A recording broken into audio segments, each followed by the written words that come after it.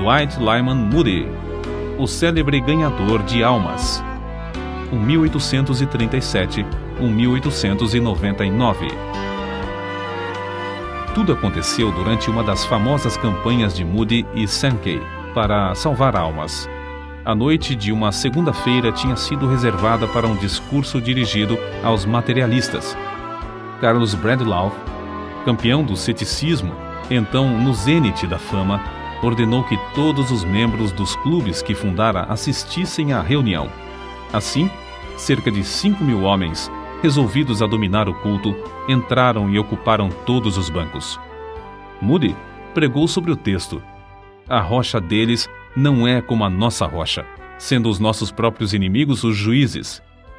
Deuteronômio, capítulo 32, versículo 31. Eis os detalhes desse interessante episódio, relatado em sua biografia. Com uma rajada de incidentes relevantes e comoventes de suas experiências com pessoas presas ao leito de morte, Moody deixou que os homens julgassem por si mesmos quem tinha melhor alicerce sobre o qual deviam basear sua fé e esperança. Sem querer, muitos dos assistentes tinham lágrimas nos olhos. A grande massa de homens, demonstrando o mais negro e determinado desafio a Deus estampado nos seus rostos, encarou o contínuo ataque de Moody aos pontos mais vulneráveis, isto é, o coração e o lar. Ao findar, Moody disse: levantemo-nos para cantar, ó vinde vós aflitos. E, enquanto o fazemos, os porteiros abram todas as portas para que possam sair todos os que quiserem. Depois, faremos o culto, como de costume, para aqueles que desejarem aceitar o Salvador. Uma das pessoas que assistiu a esse culto disse: eu esperava que todos saíssem imediatamente, deixando o prédio vazio. Mas grande massa de 5.000 homens se levantou, cantou e assentou-se de novo. Nenhum deles deixou seu assento. Moody então disse: quero explicar 4 palavras: recebei, crede, confiai, aceitai. Um grande sorriso passou de um a outro em todo aquele mar de rostos. Depois de falar um pouco sobre a palavra recebei, fez um apelo. Quem quer recebê-lo? É somente dizer: quero. Cerca de 50 dos que estavam em pé e encostados às paredes responderam: quero. Mas nenhum dos que estavam sentados. Um homem exclamou: eu não posso. Ao que Moody replicou: falou bem e com razão, amigo. Foi bom ter falado. Escute e depois poderá dizer: eu posso. Moody então explicou o sentido da palavra crer e fez o segundo apelo. Quem dirá: quero crer nele? De novo, alguns dos homens que estavam em pé responderam, aceitando, mas um dos dirigentes de um clube bradou: eu não quero. Moody, vencido pela ternura e compaixão, respondeu com voz quebrantada: todos os homens que estão aqui esta noite têm de dizer: eu quero ou eu não quero. Então, levou todos a considerarem a história do filho pródigo, dizendo: a batalha é sobre o querer, só sobre o querer. Quando o filho pródigo disse: levantar-me-ei, a luta havia sido ganha, porque alcançara o domínio sobre a sua própria vontade. É com referência a este ponto que depende tudo hoje. Senhores, tendes aí em vosso meio o vosso campeão, o amigo que disse: eu não quero. Desejo que todos aqui, que acreditam que esse campeão tem razão, levantem-se e sigam o seu exemplo, dizendo: eu não quero. Todos ficaram quietos. Houve grande silêncio até que, por fim, Moody interrompeu dizendo: graças a Deus, ninguém disse eu não quero. Agora quem dirá eu quero? Instantaneamente, parece que o Espírito Santo tomou conta do grande auditório de inimigos de Jesus Cristo, e cerca de 500 homens puseram-se de pé, as lágrimas rolando pelas faces e gritando: eu quero! Eu quero! Clamaram até que todo o ambiente se transformou. A batalha foi ganha. O culto terminou sem demora, para que se começasse a obra entre aqueles que estavam desejosos de salvação. Em 8 dias, cerca de 2.000 foram transferidos das fileiras do inimigo para o exército do Senhor. pela rendição da vontade. Os anos que se seguiram provaram a firmeza da obra, pois os clubes nunca se ergueram. Deus, na sua misericórdia e poder, os aniquilou por seu evangelho. Um total de 500.000 preciosas almas ganhas para Cristo é o cálculo da colheita que Deus fez por intermédio de seu humilde servo, Dwight Lyman Moody. R.A. Torrey, que o conheceu intimamente, considerava-o com razão o maior homem do século XIX, isto é, o homem mais usado por Deus para ganhar almas.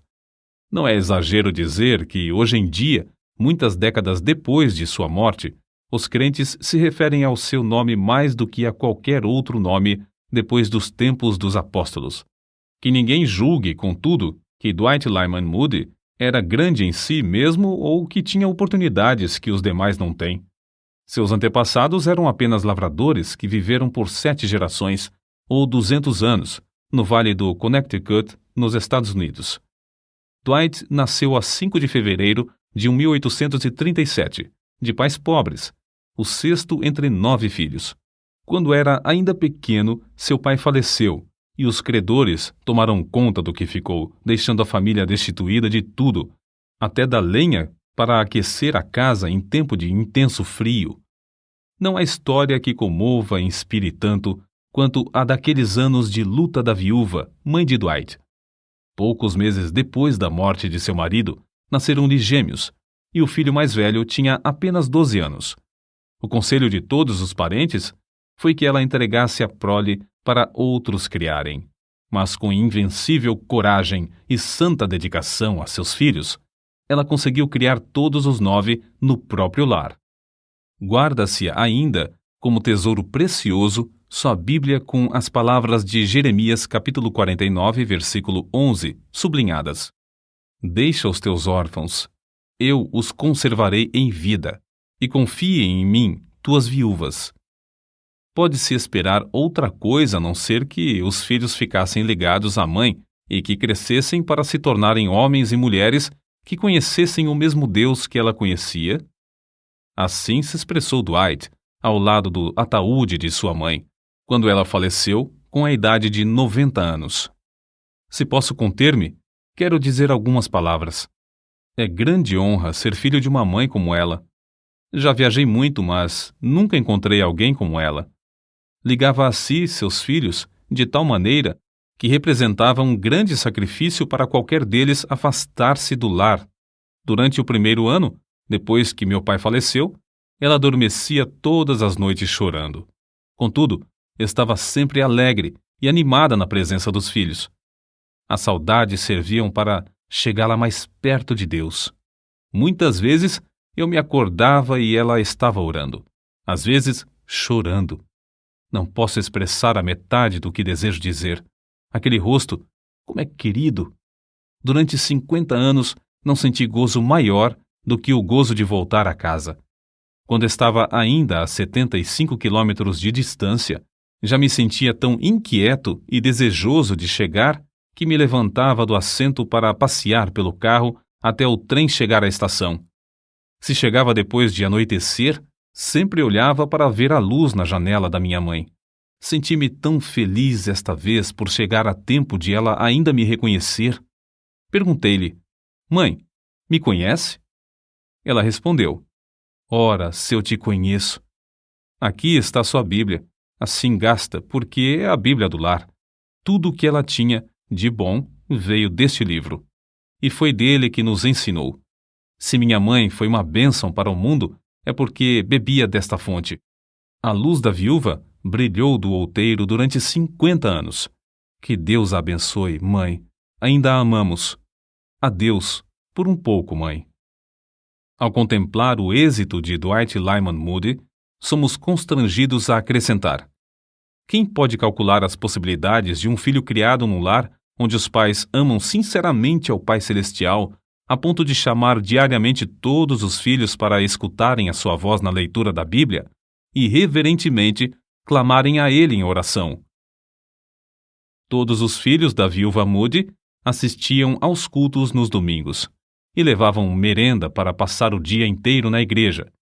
Tinham de ouvir 2 prolongados sermões, e, no intervalo, assistir à escola dominical.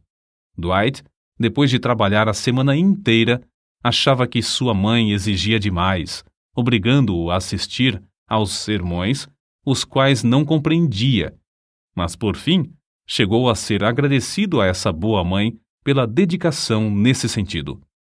Com a idade de 17 anos, Moody saiu de casa para trabalhar na cidade de Boston, onde achou emprego na sapataria de um tio seu. Continuou a assistir aos cultos, mas ainda não era salvo. Notai bem os que vos dedicais à obra de ganhar almas. Não foi num culto que Dwight Moody foi levado ao Salvador. Seu professor de escola dominical, Eduardo Kimball, conta: resolvi falar-lhe acerca de Cristo e de sua alma. Vacilei um pouco em entrar na sapataria. Não queria embaraçar o moço durante as horas de serviço. Por fim, entrei, resolvido a falar sem mais demora. Achei Moody nos fundos da loja, embrulhando calçados.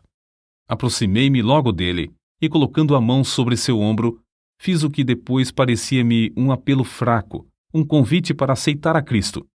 Não me lembro do que eu disse, nem mesmo Moody podia lembrar-se alguns anos depois.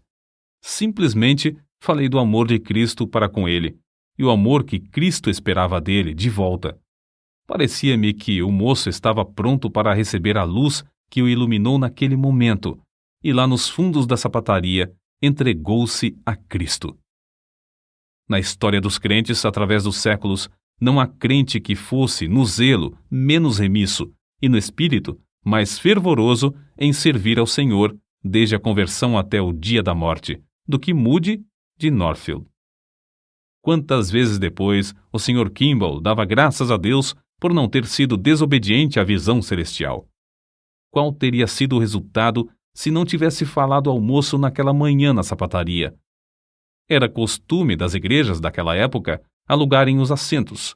Moody, logo depois da sua conversão, transbordando de amor para com seu Salvador, pagou o aluguel de um banco, percorrendo as ruas, hotéis e casas de pensão à procura de homens e meninos que pudessem enchê-lo em todos os cultos. Depois alugou mais um, depois outro, até conseguir encher 4 bancos, todos os domingos. Mas isso não era suficiente para satisfazer o amor que sentia para com os perdidos. Certo domingo, visitou uma escola dominical em outra rua. Pediu permissão para ensinar também a uma classe.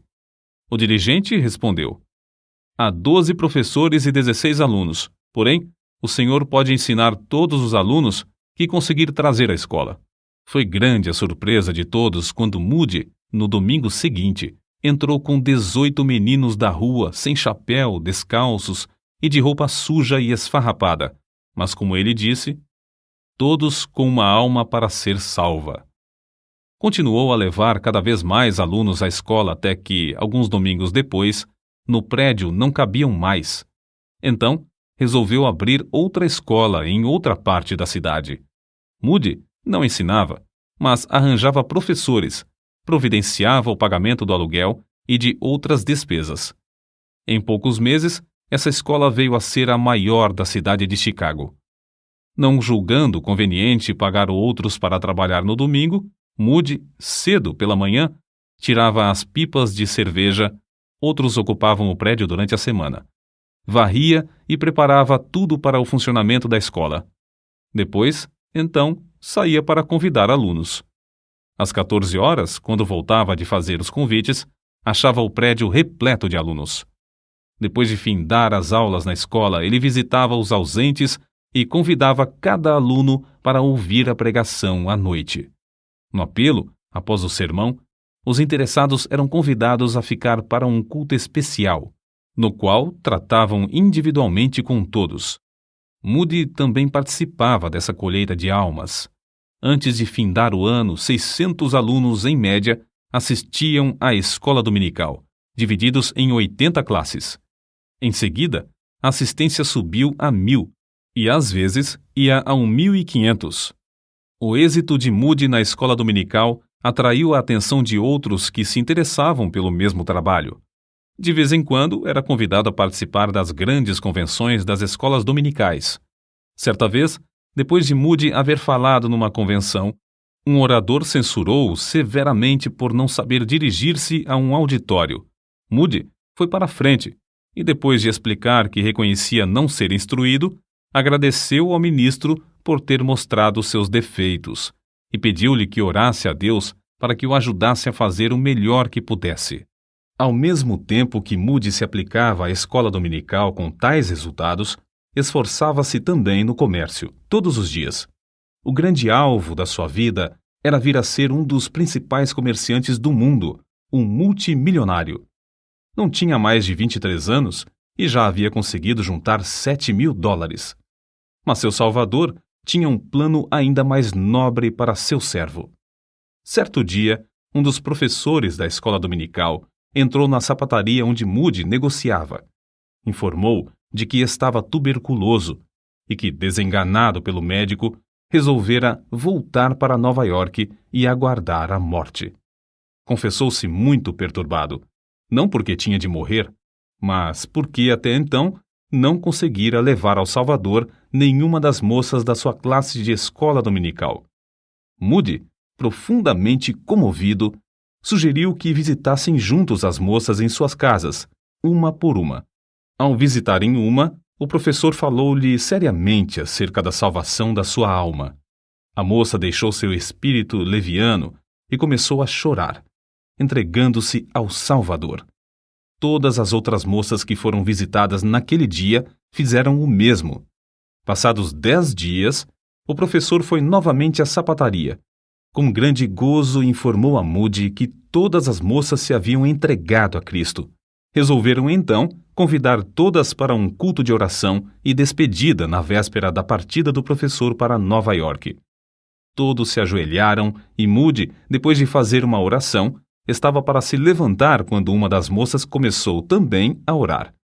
Todos oraram, suplicando a Deus em favor do professor. Ao sair, Moody suplicou: "Ó Deus, permite-me morrer antes de perder a bênção que recebi hoje aqui."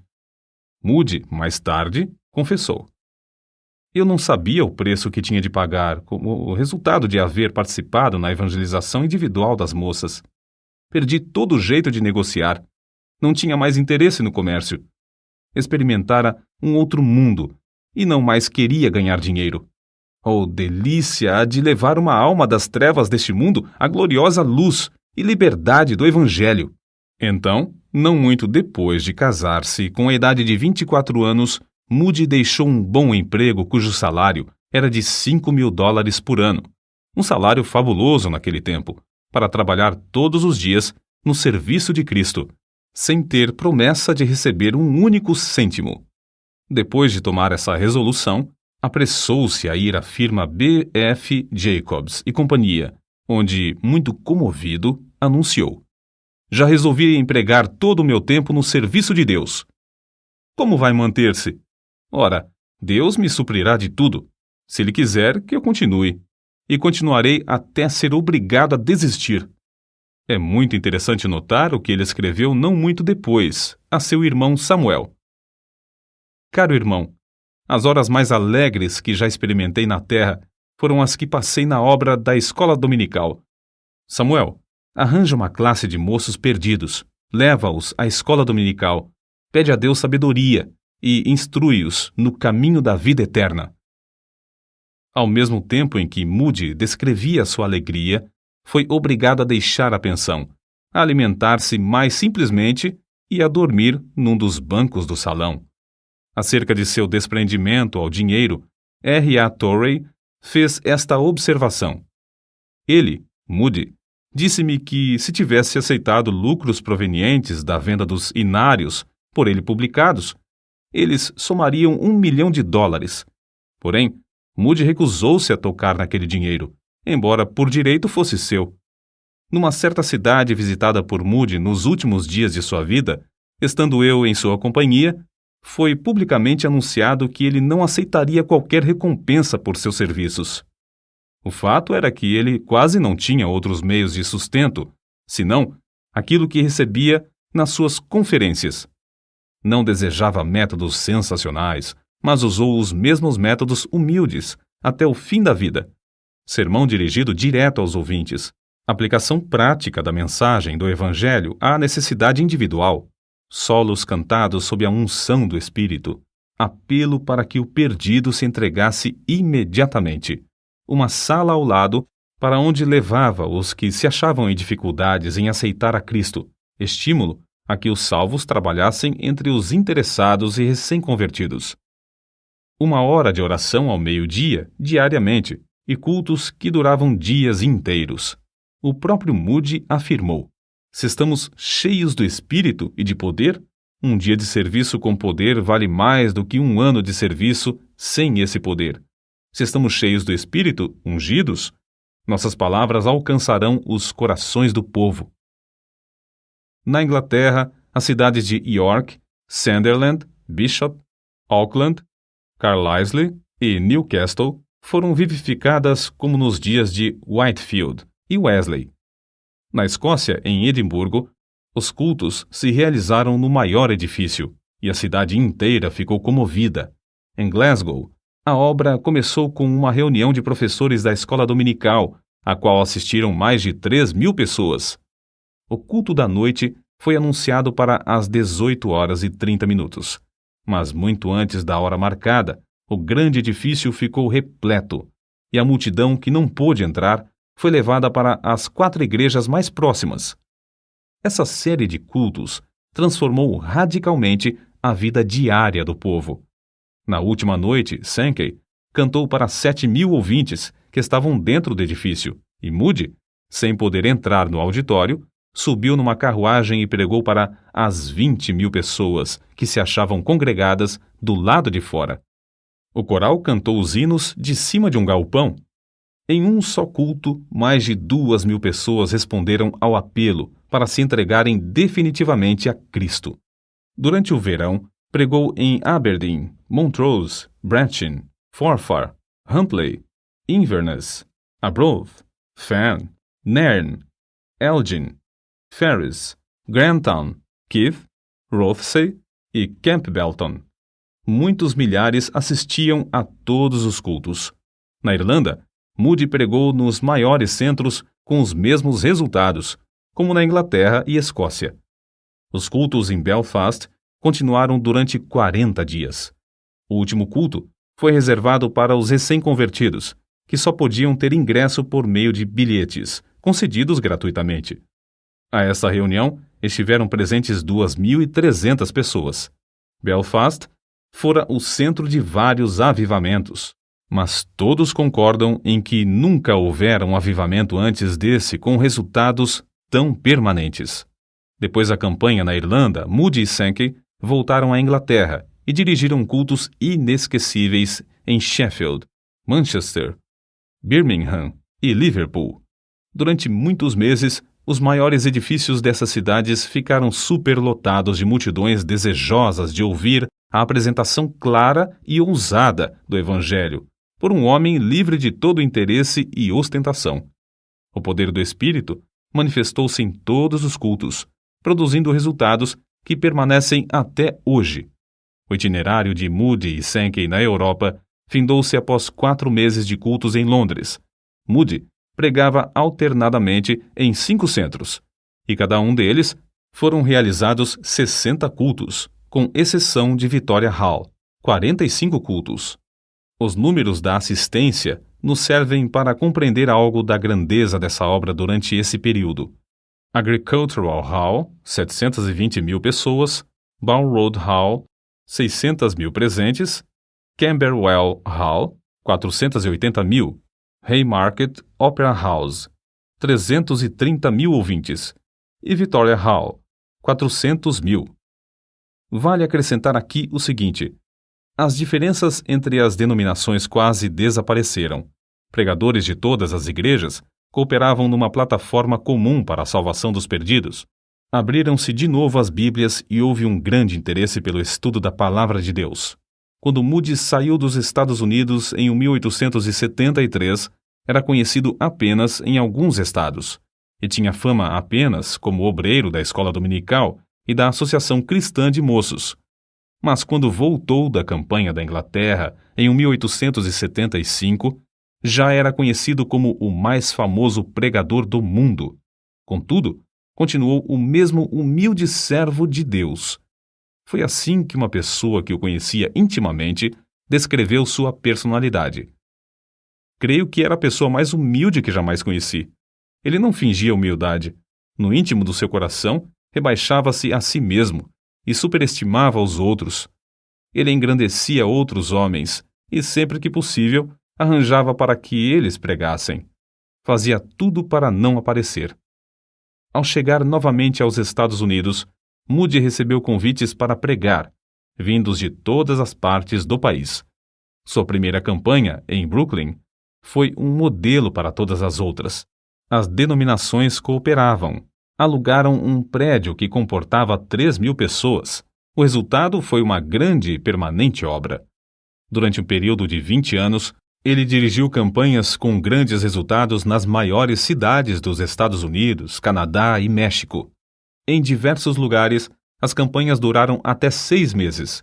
Em todos os lugares, Moody proclamava clara e praticamente a mensagem do Evangelho. Em suas campanhas, havia ocasiões que eram realmente dramáticas. Em Chicago, o circo Fort Park, com uma tenda de lona que abrigava 10.000 pessoas sentadas e outras 10.000 em pé, anunciou espetáculos para 2 domingos. Moody alugou a tenda para realizar cultos pela manhã, os donos achando muita graça em tal tentativa. Mas no primeiro culto a tenda ficou repleta. Foram tão poucos os que assistiram aos shows do circo à tarde que os donos resolveram não fazer sessão no segundo domingo. Entretanto, o culto evangelístico realizou-se sob a lona no segundo domingo. O calor era tanto que dava a impressão de matar a todos. Porém, cerca de 18.000 pessoas ficaram em pé, banhados em suor e esquecidos do calor. No silêncio que reinava durante a pregação de Moody, o poder desceu e centenas foram salvos. Acerca de um desses cultos, certo assistente deu suas impressões. Nunca jamais me esquecerei de certo sermão que Moody pregou. Foi no circo de Fort Park, durante a Exposição Mundial. Estavam presentes cerca de 18.000 pessoas, de todas as classes e de todas as qualificações. O texto do sermão foi: "Pois o Filho do Homem veio buscar e salvar o que se havia perdido." Grandiosa era a unção do pregador, parecia estar em íntimo contato com todos os corações daquela massa de gente. Moody disse repetidamente: "Pois o Filho do Homem veio hoje ao circo Fort Park, para procurar e salvar o que se perdera." Escrito e impresso parecia um sermão comum, mas as suas palavras, pela santa unção que lhe sobreveio, tornaram-se palavras de espírito e de vida. Durante a Exposição Mundial, no dia designado em honra de Chicago, todos os teatros da cidade fecharam, porque se esperava que todo o mundo fosse à exposição a 6 quilômetros de distância.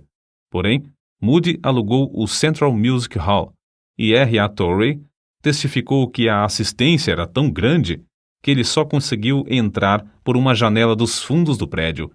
Os cultos de Moody continuaram tão concorridos que a Exposição Mundial teve de deixar de funcionar aos domingos, por falta de assistência. Henry Moorhouse, pregador escocês, dá a seguinte opinião acerca de Moody e seus discursos. Primeiro, crê firmemente que o Evangelho salva os pecadores quando eles creem e confiam na história simples do Salvador crucificado e ressuscitado. Segundo, espera a salvação de almas quando prega, e o resultado é que Deus honra a sua fé. Terceiro, prega como se jamais fosse realizar outro culto, e como se os pecadores nunca mais tivessem a oportunidade de ouvir o som do Evangelho. Seus apelos à decisão, agora mesmo, são comoventes. Quarto, consegue levar os crentes a trabalhar com os interessados depois do sermão. Insiste em que perguntem aos que estão assentados ao lado se são salvos ou não. Tudo na sua obra é muito simples. Aconselhe os obreiros da seara do Senhor a aprenderem de nosso amado irmão algumas lições preciosas sobre a tarefa de ganhar almas. O Dr. Dale se pronunciou desta forma: "Acerca do poder de Moody, acho difícil falar. É tão real e ao mesmo tempo tão diferente do poder dos demais pregadores que não sei descrevê-lo. Sua realidade é inegável. Um homem que pode cativar o interesse de um auditório de 3 a 6 mil pessoas por meia hora, de manhã, por 40 minutos, de novo ao meio-dia, e de um terceiro auditório de 13 mil a 15 mil, durante 40 minutos à noite, deve ter um poder extraordinário. Acerca desse poder maravilhoso, Torrey também testificou. Várias vezes tenho ouvido diversas pessoas dizerem que viajaram grandes distâncias para ver e ouvir Dwight Lyman Moody, e que ele, de fato, é um maravilhoso pregador. Sim, ele era, em verdade, um maravilhoso pregador. Considerando tudo, o mais maravilhoso que eu jamais ouvi. Era grande o privilégio de ouvi-lo pregar, como só ele sabia pregar. Contudo, conhecendo-o intimamente, quero testificar que Moody era maior como intercessor do que como pregador. Enfrentando obstáculos aparentemente invencíveis, ele sabia vencer todas as dificuldades. Sabia e cria no mais profundo de sua alma que não havia nada demasiadamente difícil para Deus fazer e que a oração podia conseguir tudo o que Deus pudesse realizar. Grifo do autor. Certo dia, na sua grande campanha em Londres, Moody estava pregando num teatro repleto de pessoas da alta sociedade, e entre elas havia um membro da família real. Moody levantou-se e leu Lucas capítulo 4, versículo 27. E havia muitos leprosos em Israel no tempo do profeta Eliseu. Ao chegar a palavra Eliseu, ele não a podia pronunciar, e começou a gaguejar e balbuciar. Começou a ler o versículo de novo, mas de novo não podia passar adiante. Experimentou a terceira vez, e falhou pela terceira vez. Então, fechou o livro e, muito comovido, olhou para cima, dizendo: "Ó Deus, use esta língua de gago para proclamar Cristo crucificado a este povo." Desceu sobre ele o poder de Deus a ponto de derramar sua alma em tal torrente de palavras que o auditório inteiro ficou como que derretido pelo fogo divino. Foi durante essa segunda visita às Ilhas Britânicas que realizou a sua obra entre os homens das célebres universidades Oxford e Cambridge. É uma história muitas vezes repetida de como ele, sem instrução, mas com a graça de Deus e diplomacia, venceu a censura e fez entre os intelectuais o que alguns consideram a maior obra da sua vida. Apesar de Moody não ter instrução acadêmica, reconhecia o grande valor da educação e sempre aconselhava a mocidade a se preparar para manejar bem a palavra de Deus. Reconhecia a grande vantagem da instrução também para os que pregam no poder do Espírito Santo. Existem ainda hoje 3 grandes monumentos às suas convicções nesse ponto. As 3 escolas que ele fundou: o Instituto Bíblico em Chicago, com 38 prédios e 16 mil alunos matriculados nas aulas diurnas, noturnas e em cursos por correspondência; o Northfield Seminary, com 490 alunos, e a Escola Bíblica Monte Hermon, com 500 alunos. Entretanto, ninguém se engane, como alguns desses alunos e como diversos crentes entre nós, pensando que o grande poder de Moody era mais intelectual do que espiritual. Sobre esse ponto, ele mesmo falava com ênfase. Para maior clareza, citamos o seguinte trecho de seus Short Talks. Não conheço coisa mais importante que a América precise do que de homens e mulheres inflamados com o fogo do céu. Nunca encontrei um homem ou uma mulher inflamados com o Espírito de Deus que fracassassem. Creio que isso seja mesmo impossível. Tais pessoas nunca se sentem desanimadas. Avançam mais e se animam mais e mais.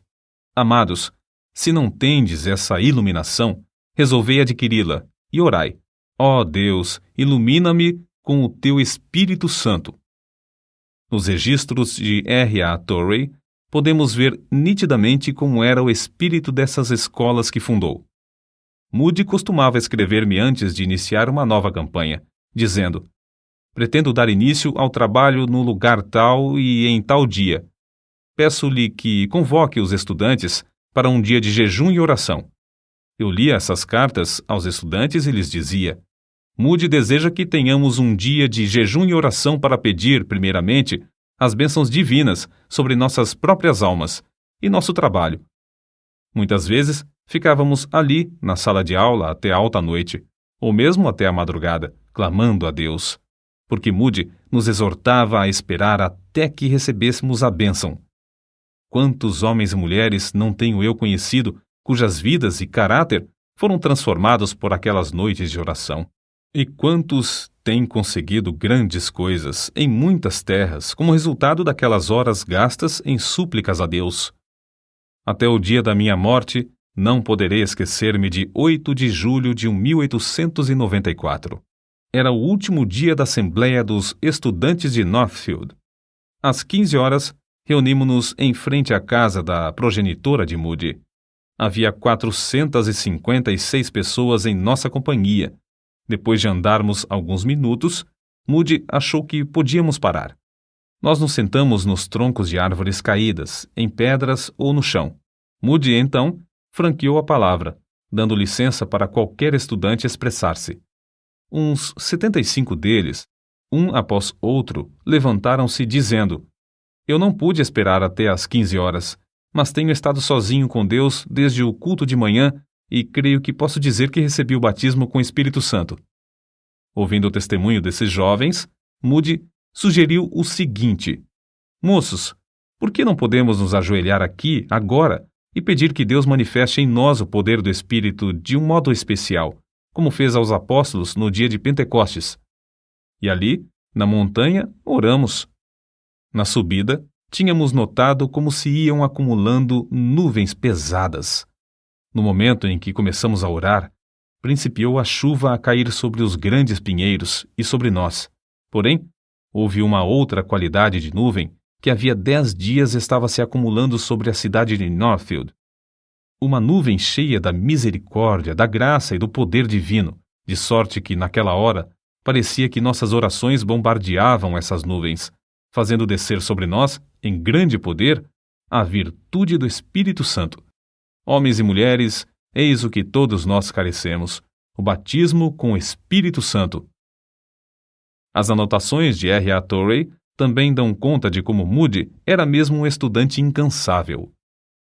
Todos os dias da sua vida, até o fim, segundo creio, ele se levantava muito cedo de manhã para meditar na palavra de Deus.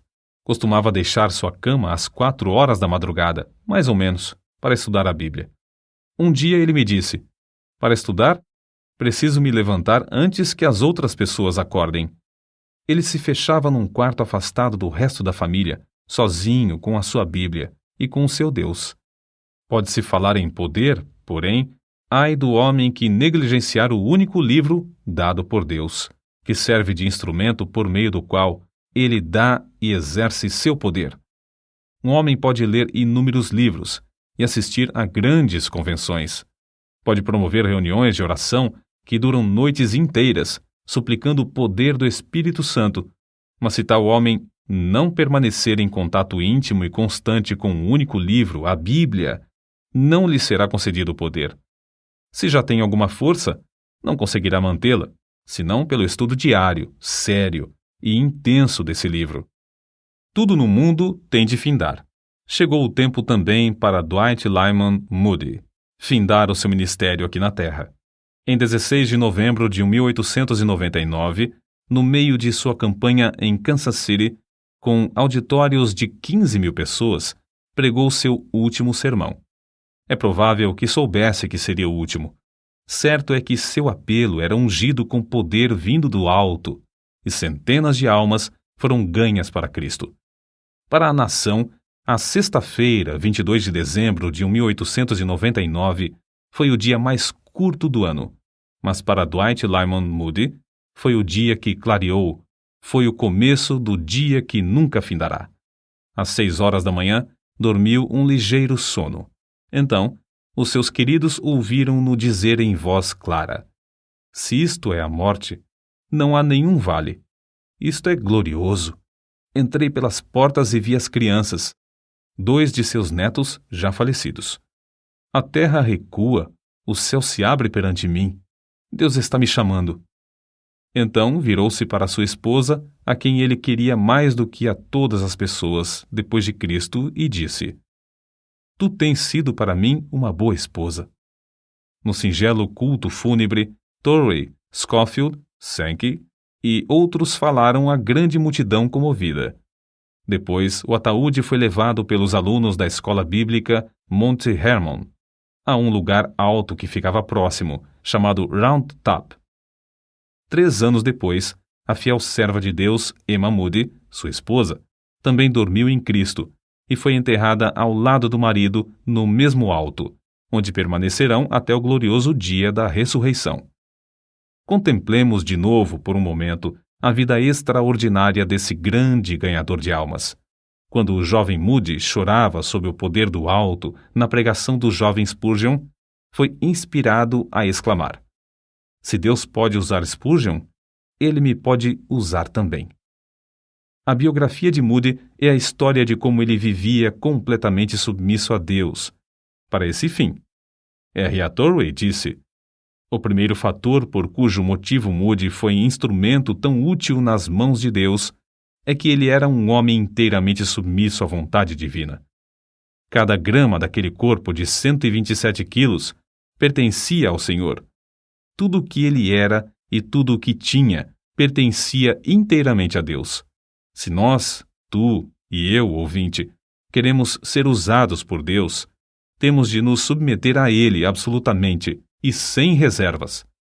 Ouvinte, resolve agora, com a mesma determinação e pelo auxílio divino. Se Deus podia usar Dwight Lyman Moody, Ele me pode usar também. Que assim seja. Amém.